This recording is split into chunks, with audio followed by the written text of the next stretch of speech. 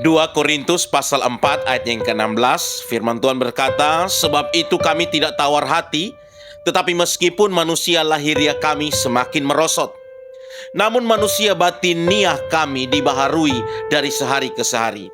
Di dalam terjemahan versi mudah dibaca dikatakan, hidup oleh iman. Itulah alasannya kami tidak pernah menyerah.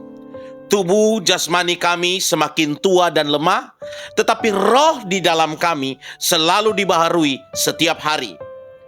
Dari nats firman Tuhan ini kita akan membahas sebuah tema, yaitu jangan putus asa. Jangan putus asa. Bapak Ibu Saudara dikasihi dan diberkati oleh Tuhan, seiring bertambahnya usia, tubuh kita pun tentu mulai lemah. Mungkin otot-otot kita mulai terasa sakit. Mungkin rambut kita pun perlahan-lahan mulai menjadi putih. Mungkin penglihatan dan pendengaran kita semakin berkurang. Dan kita atau orang-orang yang kita kasihi mungkin hari ini sedang bergumul melawan penyakit tertentu. Tetapi Bapak Ibu Saudara dikasihi dan diberkati oleh Tuhan, Rasul Paulus pernah memberikan beberapa nasihat kepada orang-orang percaya yang ada di Korintus, yang dimana nasihat itu masih berguna, bermanfaat bagi kita sampai hari ini. Apa yang dipesankan oleh Rasul Paulus jelas yang telah saya bacakan tadi di dalam nats kita, bahwa Rasul Paulus tahu bagaimana rasanya menghadapi kesulitan, tantangan, ujian, cobaan. Dia pernah dipukuli, kapalnya pernah mengalami karam atau tenggelam, dia pernah digigit ular, dia pernah dirajam, dan bahkan ia pernah dipenjara. Bahkan sebelumnya di dalam suratnya Rasul Paulus menuliskan dalam 2 Korintus 4 ayat 8 sampai ayat 9, "Dalam segala hal kami ditindas, namun tidak terjepit.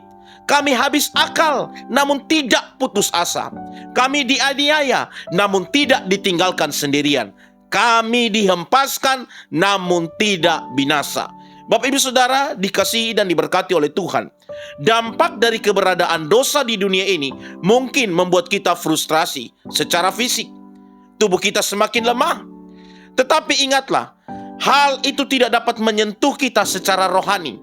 Sehingga Rasul Paulus memberikan dorongan kepada jemaat yang ada di Korintus untuk mereka sungguh-sungguh datang kepada Tuhan, menyembah Tuhan, membangun manusia rohani mereka, sekalipun jasmaninya semakin merosot.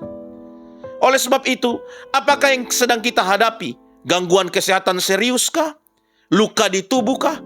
Atau kita mulai lelah karena beban tanggung jawab sehari-hari? Sebagai hamba Kristus saya ingin katakan, jangan putus asa, jangan menyerah. Tubuh kita mungkin bisa sakit, tetapi Tuhan dapat memperbaharui batin kita dari hari ke hari. Oleh sebab itu, 1 Timotius pasal 4 ayat 17, firman Tuhan ayat 7 sampai ayat 8 dikatakan, "Tetapi jauhilah tahlil dan dongeng nenek-nenek tua. Latihlah dirimu beribadah. Latihan badani terbatas gunanya, tetapi ibadah itu berguna dalam segala hal, karena mengandung janji, baik untuk hidup ini maupun untuk hidup yang akan datang." Saya baca di dalam terjemahan sederhana Indonesia, dikatakan demikian, "Dibandingkan latihan jasmani yang terbatas gunanya, manfaat latihan rohani tidaklah terbatas. Karena hal itu membawa berkat baik untuk hidup yang sekarang maupun yang akan datang. Latihan rohani adalah dengan menjalankan hidup yang semakin berkenan di mata Allah." Bapak Ibu Saudara dikasihi dan diberkati oleh Tuhan, pesan firman Tuhan mengajarkan kepada kita untuk melatih diri kita untuk datang beribadah, Bapak Ibu Saudara. Karena ibadah itu membangun manusia rohani kita, bermanfaat untuk hidup saat ini di dunia maupun di hidup yang akan datang. Di dalam terjemahan firman Allah yang hidup dikatakan, latihan-latihan jasmani itu baik, tetapi latihan rohani jauh lebih penting dan merupakan daya pendorong dalam segala yang kau lakukan. Jadi latihlah diri secara rohani dan jadilah orang Kristen yang lebih baik. Karena hal itu tidak saja bermanfaat dalam hidupmu sekarang ini, tetapi juga dalam hidupmu yang akan datang. Karena itu, jangan menyerah, jangan putus asa, terus mengandalkan Tuhan, latih dirimu dalam beribadah.